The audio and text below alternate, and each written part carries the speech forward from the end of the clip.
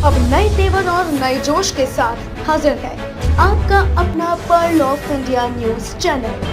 संपूर्ण भारतवर्ष की खबरें आपको घर बैठे पर्ल ऑफ इंडिया के माध्यम से देखने को मिलेंगी। नमस्कार, आदाब, सत श्री अकाल। मैं मोहित गुप्ता, आप देख रहे हैं pearl of India. Pearl of India में सभी दर्शकों का बहुत बहुत स्वागत है। दोस्तों, जैसा कि आप सभी लोग जानते हैं, उत्तर प्रदेश में विधानसभा चुनाव शुरू हो चुके हैं, जिसकी वजह से सियासी पारा काफी चढ़ा हुआ है। सारी पार्टियां एक दूसरे पर आरोप प्रत्यारोप की राजनीति कर रहे हैं और जनता को साधने की कोशिश कर रही हैं, जिससे सत्ता तक पहुंचा जा सके। इसी के चलते आज हमारे साथ दानिश आजाद जी, जो कि भारतीय जनता पार्टी के प्रदेश महामंत्री हैं अल्पसंख्यक मोर्चा के, और फखरुद्दीन अली अहमद समिति, भाषा समिति के सदस्य भी हैं। पहले तो बहुत बहुत स्वागत है आपका दानिश जी। जी धन्यवाद, शुक्रिया। दानिश जी, जैसा कि मैं देख रहा हूं, आप लगातार जनसंपर्क अलग अलग जिलों में जाकर के कर रहे हैं, लोगों के बीच जा रहे हैं। आप अल्पसंख्यक मोर्चा के प्रदेश के महामंत्री हैं, तो पहला सवाल मेरा यह है कि क्या अल्पसंख्यक समुदाय, जिसका एक बहुत बड़ा तबका मुस्लिम समुदाय से आता है, क्या लगता है आपको, क्या मुस्लिम समुदाय भारतीय जनता पार्टी को वोट करेगा? निश्चित तौर पे आपके चैनल के माध्यम से मैं पूरे उत्तर प्रदेश को ये बताना चाहूंगा कि इस बार बड़ी संख्या में मुसलमान वोट भारतीय जनता पार्टी को मिलने जा रहा है। और ये वोट इसलिए मिल रहा है कि पिछली जितनी भी सपा, बसपा और कांग्रेस की सरकार थी, उन्होंने मुसलमानों को केवल एक वोट बैंक समझा और मुसलमानों को बेवकूफ बनाकर उनका वोट लिया, सत्ता में आया, उसके बाद मुसलमानों को भूल गए। लेकिन भारतीय जनता पार्टी ही भारत की एक ऐसी पार्टी है जिसने मुसलमानों के संपूर्ण विकास के लिए काम किया है, चाहे वो मुसलमानों के शिक्षा का काम हो, चाहे मुसलमानों के रोजगार का काम हो, चाहे मुसलमानों के स्वास्थ्य का काम हो। हर मोर्चे पे भारतीय जनता पार्टी ने तमाम वो बुनियादी सुविधाएं उपलब्ध कराई हैं, जिससे कि इस उत्तर प्रदेश का मुसलमान, इस देश का मुसलमान अपने जीवन यापन को अच्छे से कर सके और उसकी जीवन शैली में बढ़ोतरी हो सके।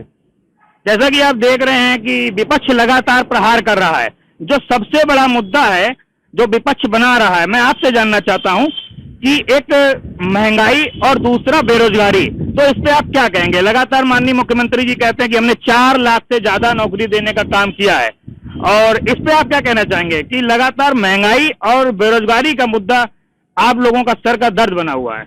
देखिए, हमारे लिए कोई भी मुद्दा सर का दर्द नहीं बना हुआ है, ना ही महंगाई, ना ही बेरोजगारी।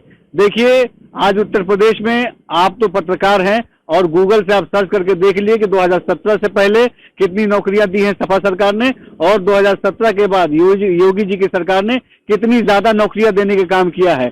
आज उत्तर प्रदेश में 4.5 लाख युवाओं को सरकारी नौकरी, केवल सरकारी नौकरी 4.5 लाख का आंकड़ा है। और अगर आप इसको प्राइवेट नौकरी और स्वरोजगार में देखेंगे तो ये आंकड़ा करोड़ों में जाता है। तो इतनी बड़ी संख्या में जिस सरकार ने रोजगार देने का काम किया है, साथ ही साथ आप देखिए सुरक्षा, आज उत्तर प्रदेश में हर तबका अपने आप को सुरक्षित महसूस कर रहा है।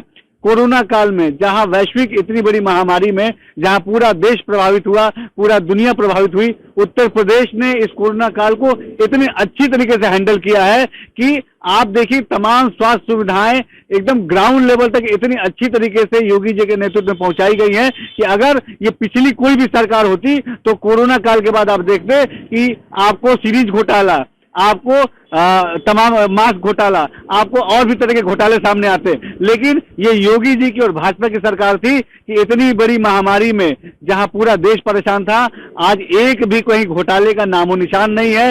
1 पैसा, 1 रुपया जो सरकार देती है आम जन के लिए, वो 1 रुपया आम जन तक पहुंचता है।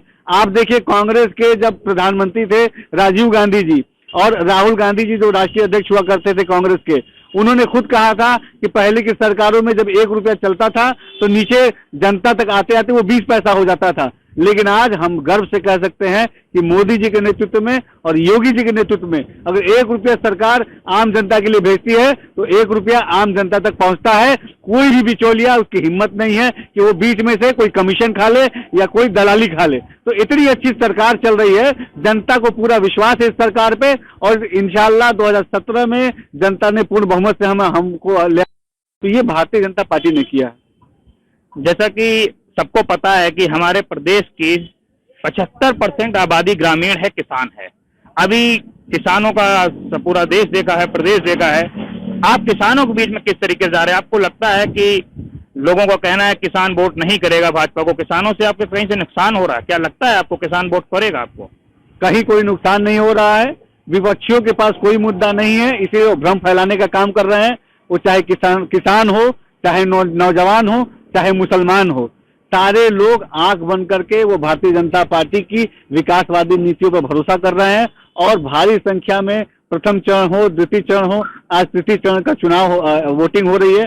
भारी संख्या में तमाम लोग भारतीय जनता पार्टी को वोट देने का काम कर रहे हैं और अपने वोट की चोट से तमाम जो विपक्षी दल हैं, जिन्होंने केवल अराजकता फैलाने का काम किया है, जिन्होंने केवल भ्रष्टाचार फैलाने का काम किया है, जिन्होंने केवल लूट फैलाने का काम किया है, उन तमाम लूट पे, भ्रष्टाचार पे तमाम जनता अपने वोट से चोट करेगी और पुनः भारतीय जनता पार्टी को उत्तर प्रदेश में स्थापित करेगी।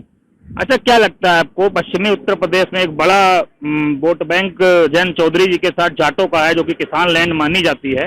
अखिलेश यादव जी ने उनके साथ गठबंधन किया है। पूर्वांचल में जो राजभर जी हैं, ओम प्रकाश राजभर जी, उनके साथ भी गठबंधन किया हुआ है। एक महागठबंधन तैयार करके लोग भाजपा के खिलाफ चले हैं। तो क्या लगता है आपको, गठबंधन अपने मकसद में कामयाब हो पाएगा? भाजपा सरकार दोबारा से सत्ता में वापसी करेगी? देखिए, गठबंधन नहीं है, ये ठग बंधन है। जनता पार्टी पुनः उत्तर प्रदेश में प्रचंड बहुमत के साथ आएगी। दानिश जी, हमारा आखिरी सवाल है, जो एक बहुत बड़ा राजनीतिक मुद्दा बना हुआ है, जो कर्नाटक के कॉलेज से चला और उत्तर प्रदेश की राजनीति का केंद्र बिंदु बन गया। एक मामला बहुत ज्यादा इस समय अभी चला था, अभी भी ट्रेंडिंग में है, हिजाब का। तो हिजाब को लेकर आप क्या कहना चाहते हैं? क्या इसको धार्मिक धर्म से जोड़ना ठीक है?